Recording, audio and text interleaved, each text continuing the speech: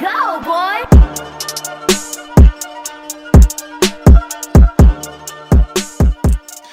Hey, what's going on, folks? This is CJ here. It's been a long while, but we're back with another brand new movie review, and this time we are talking about Blue Beetle, a film that you could pretty much say is the start of this new and improved DC film universe in a way.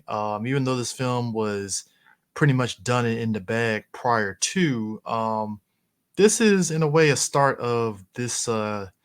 James Gunn led DC film universe and such. And as you watch this film, you can definitely get the vibe that this film, much like the first Shazam film, is definitely divorced in of what came before it with the DC universe, but it still feels like it's a part of the DC universe in a way.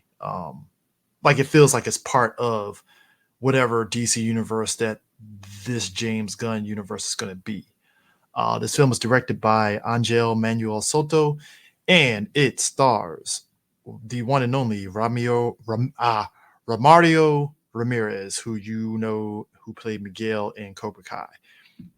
Uh, I think the one of the biggest shocking things for me watching this film was how they really lean heavy on the Blue Beetle lore. Much like how the first Shazam film really, you could tell that they really wanted and they indulged in the stuff of Shazam, the lore and everything. This movie does this with the Blue Beetle.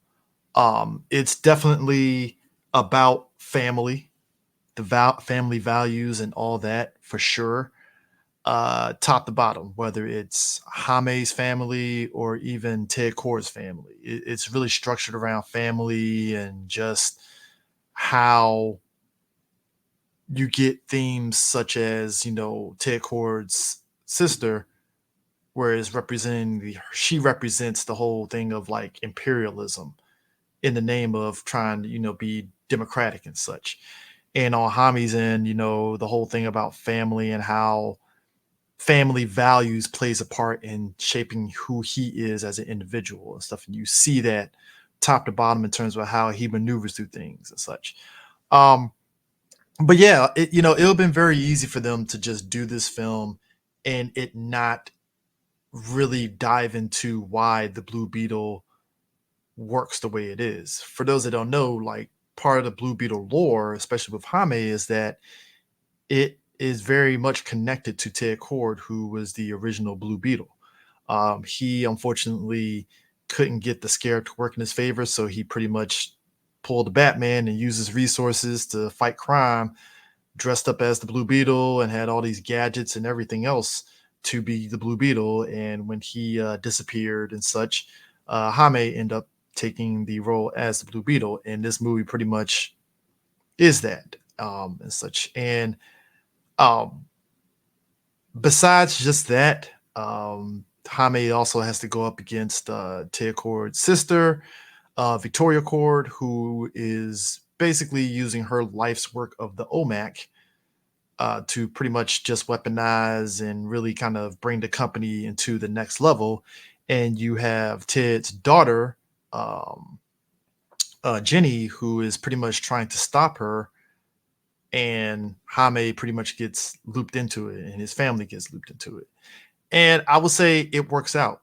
There's a lot of things in this film that you've seen before, a lot of stereotypical, not stereotypical, but just a lot of just, wacky things that you see in family friendly films and such, with the family being involved and the jokes and Jaime maneuvering through his awkwardness and stuff. He's a college graduate, and he's moving back with his folks and just all those things. His sister basically giving him crap the whole time. His grandmother, and his grandmother being a grandmother and stuff, his father giving him life lessons and such, and his mother too. Um, and even to the point of his uncle, Rudy Reyes. George Lopez plays Jaime's uncle, Rudy, and he's actually really funny.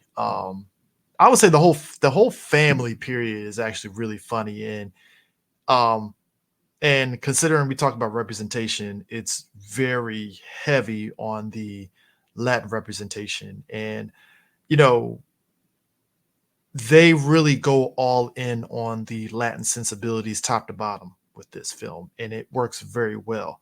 I know a lot of people felt that Miles could have been it, but obviously Miles being biracial, it doesn't really hit on that level. And I think when we talk about representation of heroes and stuff, this movie Blue Beetle fits the bill on that, and it works out very well and is very genuine. It doesn't feel like they're throwing stereotypes in there. They're just allowing all these characters to just be who they are. So all the things that we know of Latin culture feels natural top to bottom. It doesn't feel like they just threw it in there just to check off a box like, all right, well, the Latin groups all like this. It's like, no, it just feels natural. And you can definitely credit to the writer, definitely credit to the director. You can also credit to the writer, Gareth Alossier. He wrote this, and just everybody top to bottom, it really felt like there was a genuine effort to take this movie and really make it special. And that's, to be honest with you, that's the reason why the aspect of it really feeling like the first Shazam movie shines through and through top to bottom. um the action is great.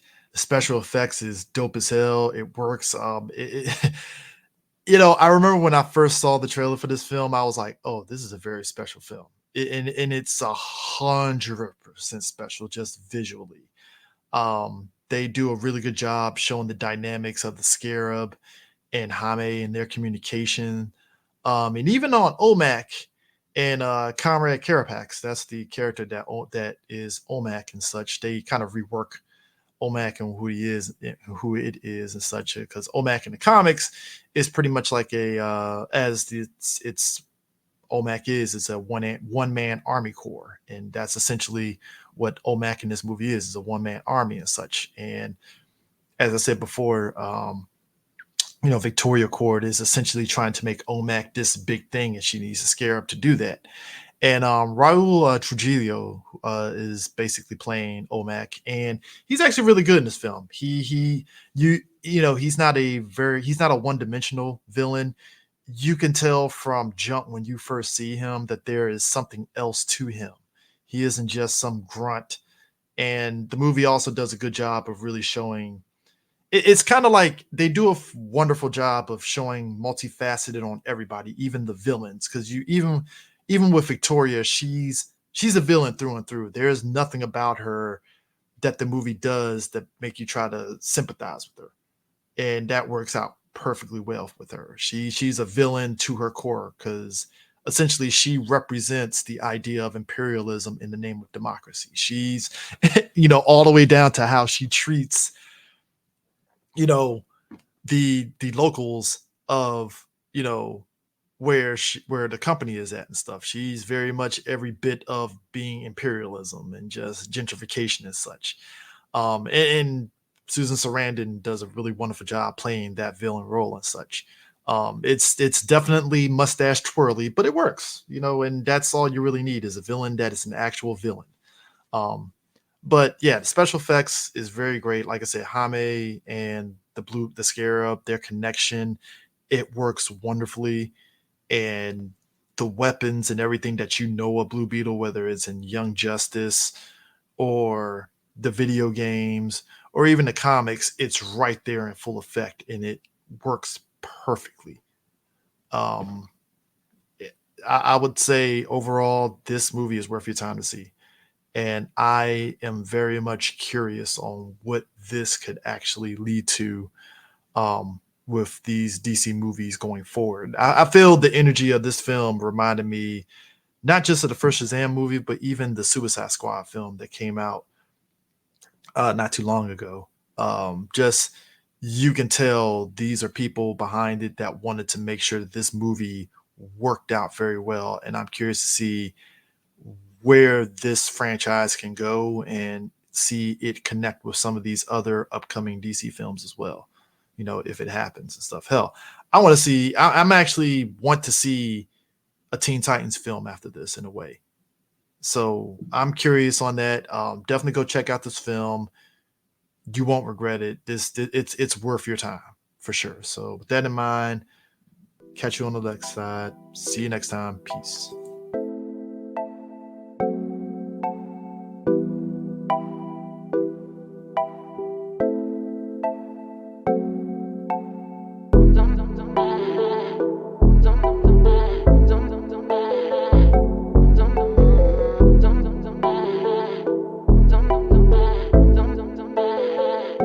That boy is Benny Hanna.